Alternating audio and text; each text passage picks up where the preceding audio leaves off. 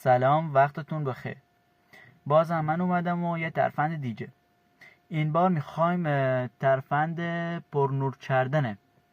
طریقه پرنور کردن نور صفحه کیلومتر ماشین های ایران خودرویی مثل پارس، 405، رانا یا هر چیز دیگه مانند 206، 207. خب برای این کار دکمه اینجا هست و نمادی که الان اینجا هست، این اعداد نشونه کیلومتر طی شده ماشین است. خب وقتی میزنی اولیشو میزنیم، بعدی بازم مثل کیلومتر طی شده هستین، اینم مسافت طی شده است. میتونی از یک فاصله تا فاصله دیگه رو میتونی بسنجی و طی کنی.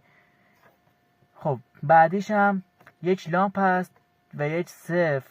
خب وقتی این دکمه رو فشار بدهید لامپ چشم‌زن میشه و باید چند تا او رو فشار بدین. حالا نگاه کنین صفرها بیشتر میشه و نور کیلومتر بیشتر و حالا به صفر برمیگردونیم.